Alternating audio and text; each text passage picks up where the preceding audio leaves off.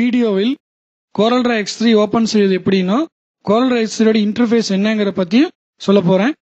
CorelDRAW X3 open செய்ய கீபோர்டில் உள்ள விண்டோஸ் கீ அல்லது மவுஸ் பொசிஷனை ஸ்டார்ட் பட்டனை கிளிக் செய்யவும். Program CorelDRAW Graphics Suite X3 CorelDRAW X3 click செய்யவும். இப்போ CorelDRAW ஓபன் ஆயிருக்கு. நீங்க ஸ்கிரீன்ல பார்க்கிறது CorelDRAW X3 ஓட வெல்கம் ஸ்கிரீன். இந்த வெல்கம் ஸ்கிரீன்ல 6 டிஃபரண்ட் ஐகான் இருக்கு. ஃபர்ஸ்ட் ஒன் வந்து நியூ கிளிக் பண்ணீங்கன்னா ஒரு blank பேஜ் டிஃபால்ட் டெம்ப்ளேட்ல இருக்கிறபடி கிரியேட் ஆகும். அடுத்து வந்துட்டு ரீசென்ட்லி யூஸ்டு. இந்த ரீசென்ட்லி யூஸ்டு blank-ஆ இருந்தால் நீங்க எந்த ஃபைலுமே ஓபன் பண்ணி ஒர்க் பண்ணலன்னு அர்த்தம். இப்போ வந்து நம்ம 2 ஃபைல் டிஸ்ப்ளே இருக்கு. அதுல ஒன்னு கிளிக் பண்ண main.cdr letter.cdr இந்த ப்ளூவா இருக்கிறது ஹைலைட் பண்ணிருக்குன்னு அர்த்தம். அதை கிளிக் பண்ணீங்கன்னா அந்த ஃபைல் ஓபன் ஆகும். அடுத்து open. Already CorelDRAW file create பண்ணி வச்சிருந்தீங்கன்னா அதை ஓபன் பண்ணி பார்க்கறதுக்காக யூஸ் ஆகும். சப்போஸ் சிடில வந்து CorelDRAW ஃபைல் கொண்டு வந்தாங்கன்னா அது இதுல ஓபன் பண்ணி பார்க்க யூஸ் ஆகும். அடுத்து நியூ ஃப்ரம் டெம்ப்ளேட். CorelDRAWல டிஃபால்ட்டா டெம்ப்ளேட் கிரியேட் பண்ணி வச்சிருப்பாங்க. நம்ம ஏதோ ஒன்னு சூஸ் பண்ணி ஒர்க் பண்ணிக்கலாம். Corel Tutorங்கிறது CorelDRAWல எப்படி நம்ம யூஸ் பண்றதுங்கிற மாதிரி ஸ்டெப் பை ஸ்டெப் இன்ஸ்ட்ரக்ஷன் கொடுத்திருப்பாங்க. அதை நம்ம பத்தி தெரிஞ்சுக்கலாம். Watts new. CorelDRAW X3ல என்னென்ன அட்வான்ஸ் ஃபியூச்சர்ஸ் வந்திருக்கு, அதோட பெர்ஃபார்மன்ஸ் என்னங்கிற பத்தி சொல்லியிருப்பாங்க. இப்போ நம்ம நியூ கிளிக் பண்றோம். இப்போ blank பேஜ் ஒன்று கிரியேட் ஆயிருக்கு. டிஸ்பிளே ஆகிற ஏரியா பேரு டைட்டில் பார்னு சொல்லுவாங்க.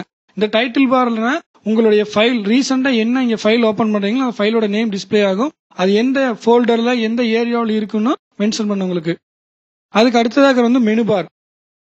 ஒவ்வொரு கமாண்டும் சேர்ந்து இருக்கிறதா வந்து மெனு பார்னு சொல்லுவாங்க. இந்த மெனு பார்ல எஃபெக்ட் இப்ப கிளிக் பண்றீங்கன்னா இப்போ ஃப்ளை ஓவர் ஓபன் ஆகுது. இதுல இவ்வளவு கமாண்ட்ஸ் இருக்கு. இதுல வந்துட்டு அட்ஜஸ்ட் கிளிக் பண்ணீங்கன்னா அங்கிருந்து ஃப்ளை ஓவர் ஓபன் ஆகுது. அதுலயும் நிறைய கமாண்ட்ஸ் இருக்கு. நம்ம எதனா சூஸ் பண்ணி ஒர்க் பண்ணிக்கலாம். கண்ட்ரோலோட கமாண்ட் கூட கீபோர்டோட ஷார்ட்கட் கீ வந்து நம்ம ஃபிக்ஸ் பண்ணிருப்பாங்க. இப்போ வந்து Ctrl+F9 வந்து கீபோர்டோட ஷார்ட்கட். கீபோர்ட் மூலியமாவும் Ctrl+F9 யூஸ் பண்ணி கான்டூர் வந்து ஆப்ஷனை ஓபன் பண்ணிக்க முடியும். அடுத்து வந்து ஸ்டாண்டர்ட் பார். இந்த ஸ்டாண்டர்ட் பார்ங்கிறது ஒரு காமனான பார். அதாவது மைக்ரோசாஃப்ட் வேர்ட் ஆகட்டும், எக்ஸல், பவர் பாயிண்ட் எல்லாத்துலயுமே இந்த பார் இருக்கும். ஏன்னா கமாண்டோட அங்க மெனுவில் இருக்கிற கமாண்ட் வந்து இங்க ஐகான் வடியில கொடுத்துருப்பாங்க. New, open, save, print, cut, copy அந்த மாதிரி டிஸ்பிளே பண்ணிருப்பாங்க. அதுக்கு அடுத்ததாக வந்துட்டு ப்ராப்பர்ட்டி பார்.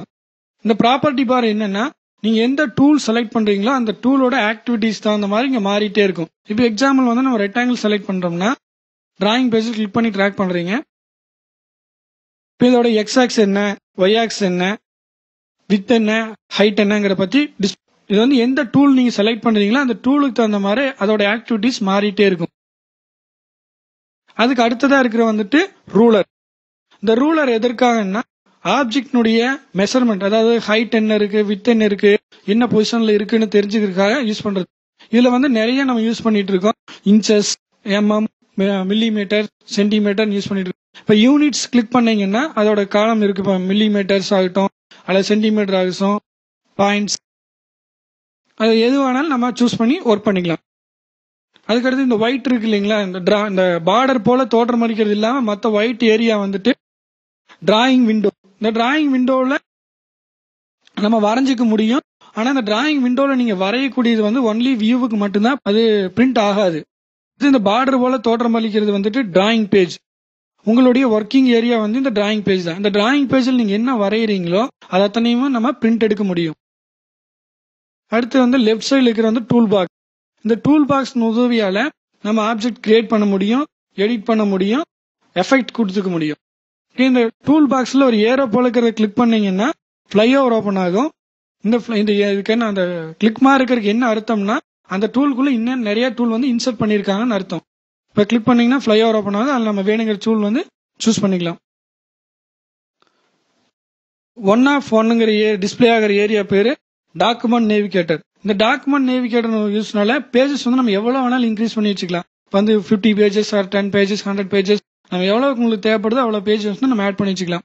இப்ப பிளஸ் சைன் கிளிக் பண்ணீங்கன்னா பேஜ் வந்து ஆட் ஆகும். கிளிக் 2 3. அதுவே இந்த ஏரோ கிளிக் பண்ணீங்கன்னா பேஜ் வந்து மூவ் ஆயிட்டு இருக்கும். 2 1. இந்த பார் வந்து ஸ்டேட்டஸ் பார். இங்க ஒன்று ஸ்டேட்டஸ் பார் இருக்கும், இங்க ஒன்று இருக்கும். இது எதற்காகன்னா உங்களுக்கு வந்து லெஃப்ட் சைடு ரைட் சைடு நகர்த்திருக்கும் plus top to bottom.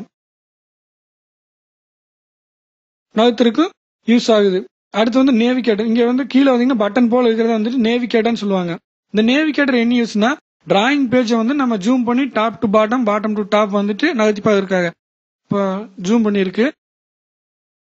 Navigator click பண்றோம். மவுஸ் பொசிஷனை ட்ராக் பண்ணீங்கன்னா டிராயிங் பேஜோட பாட்டம் வந்துடும்.